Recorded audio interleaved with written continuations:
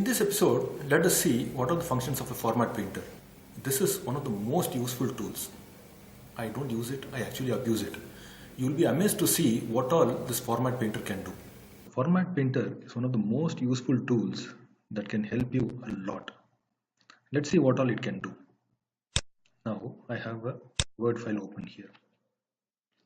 Here you can see in the first paragraph, the paragraph starts from here and ends here. And then all the fonts are of the same size. Going down, you can see there is another paragraph which is copied from Wikipedia, and then you have a green band here, you have bold font here, you have some fonts which are different in color, underline, you have a totally different font here, and so on. Now I want this entire paragraph to be similar to the paragraph above. So what do? I choose a small bit of this, even one letter will do, and then click on the format painter. Now the moment format painter is selected, you can see next to the cursor there is a brush. By merely applying this brush, that is, you click and drag, and then you can see all the fonts are changed to the one that I want. So this is a very easy way of doing. Now let me show you something a little beyond this. In this case, as I said earlier, this format is different from the one here. I want the second paragraph also, including the margins, to be similar to the one above. So what do? I double click on the left side. Now the entire paragraph is selected. With this, I click on the format painter. The format painter is selected. And then by clicking and dragging over this entire paragraph, look, entire paragraph is changed, including the borders. So this is a very useful tool by which you can control your formatting. Now we have seen a Word. Let us see what you can do in a PowerPoint. Now in this case, let me add some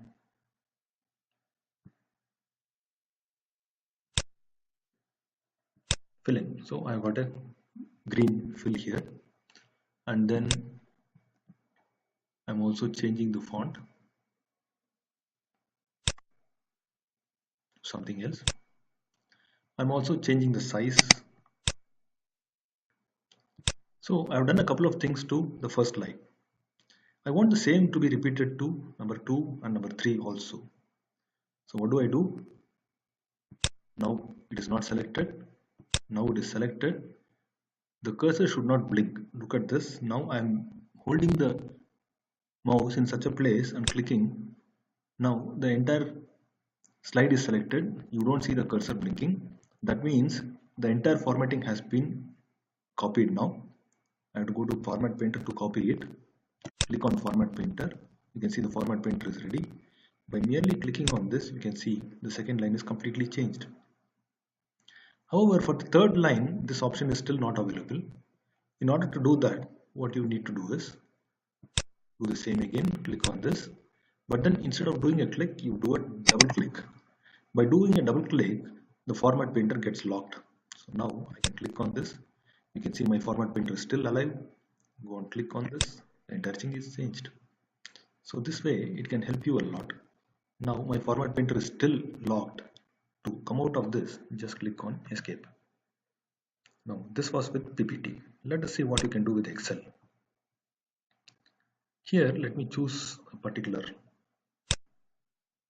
row, and then I'm going to change the height of it.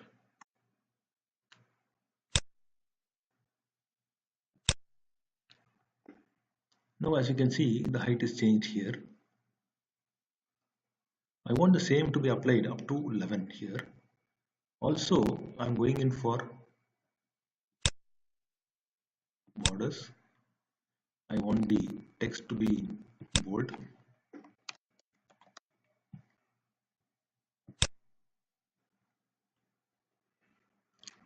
And then I'm going in for some fill also.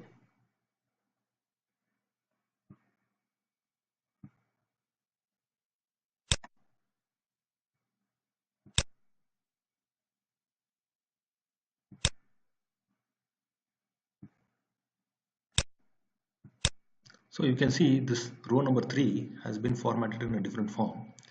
I want the same formatting to be applied to 4, 5, 6, 7 also. So how do I do that? Go to the left until you see a right arrow key. Now you see a cursor, it's in a plus form. When I go to the extreme end, that is when it chooses the entire row. So click on this and then go to Format Painter, and then all you have to do is just drag it like this. There you have. The same formatting is now available in all your cells. How simple is it? How simple it is, isn't it?